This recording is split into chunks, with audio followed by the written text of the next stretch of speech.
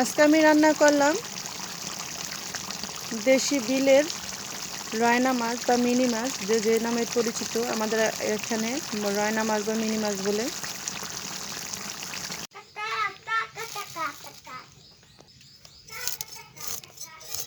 Hello বন্ধুরা, সবাই কেমন আছো?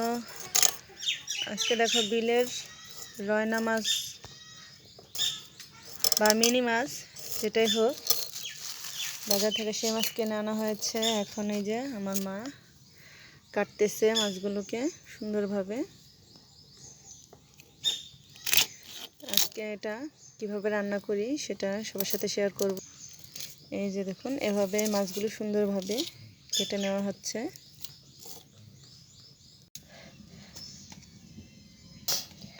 মাছগুলো ধুয়ে পরিষ্কার করে নিয়েছি। এবার দিয়ে দেবো হলুদ, দিয়ে দেবো কিছুটা লবণ।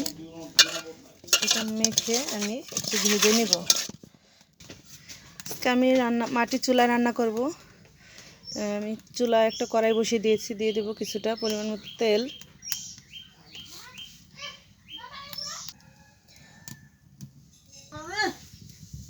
তেলটা গরম হয়ে গেছে, এবার আস্তে আস্তে মাছগুলোকে আমি ভেজে নেব। বেশি ভাজবো না, হালকা একটু ভেজে নেব। তাই মাছগুলো এখন আবার উল্টে পাল্টে দিচ্ছি।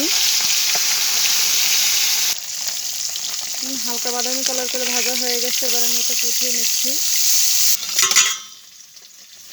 এবার আমি সবগুলো মাছই ভেজে নেব। এখানে আবার মাছের মধ্যে দেওয়ার জন্য সিম আর আলু, নতুন আলু আমি কেটে ধুয়ে পরিষ্কার করে নিয়েছি। এই মাছগুলো ভাজা হয়ে গেছে, এবার উঠিয়ে নিচ্ছি। এবার মাছ ভাজার তেলের মধ্যে আলু আর সিমগুলো একটু ভেজে নেব। এর মধ্যে দিয়ে দেবো কুচিয়ে রাখা পেঁয়াজগুলো।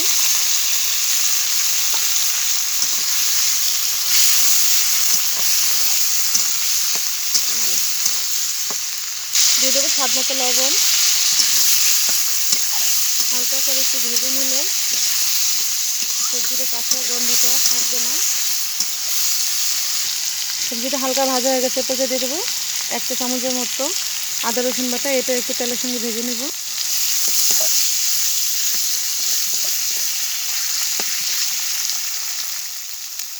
এবার আস্তে আস্তে শুকনো মশলাগুলো দিয়ে দেবো। 1/2 চা চামচ ধনিয়া গুঁড়ো, 1 চা চামচ হলুদের গুঁড়ো, 1 চা চামচ শুকনো মরিচের গুঁড়ো। মশলা কষানোর জন্য দিয়ে দেবো একটুখানি পানি। মশলা আর সবজিটা একসঙ্গে একটু কষিয়ে নেব।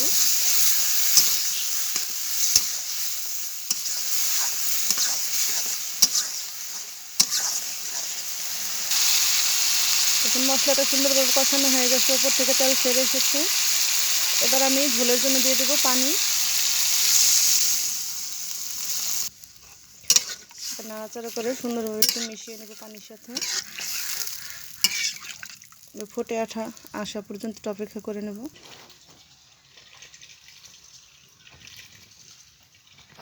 ঝোলটা ফুটে উঠেছে, এবার ভেজে রাখা মাছগুলো দিয়ে দেব।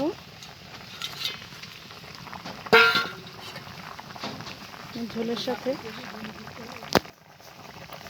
সাথে মাছটাকে একটু নাড়াচাড়া করে মিশিয়ে দিলাম। দিয়ে দেবো পিস করে রাখা একটা টমেটো। এটা একটু নাড়াচাড়া করে মিশিয়ে নিচ্ছি।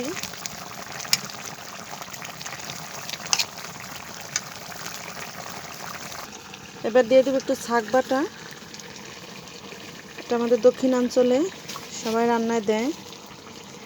পেঁয়াজ, রসুন আর জিরে একসাথে ভেজে তারপর বেটে নিয়েছি। এখন এটা তরকারিতে দিয়ে দেবো।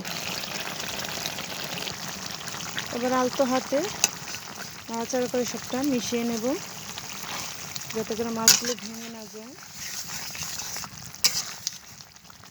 এবার দিয়ে দেবো 1/2 চা চামচ ভাজা জিরে গুঁড়ো। যেহেতু আগে শাকের সাথে একটু জিরে বাটা দিয়ে দিয়েছি, তাই এখানে আর বেশি দিলাম না। এটা আমি নাড়াচাড়া করে মিশিয়ে নিচ্ছি। এবার দিয়ে দেবো কুচিয়ে রাখা ধনেপাতা।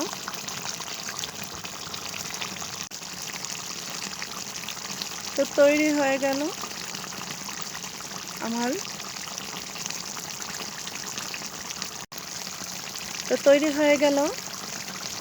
শীতকালীন সবজি দিয়ে বিলের দেশি রায়না মাছ। তো আমার ভিডিওটা কেমন লাগলো অবশ্যই কমেন্ট করবেন, শেয়ার করবেন, লাইক করবেন। তো সবাই ভালো থাকবেন, সুস্থ থাকবেন। আল্লাহ হাফেজ।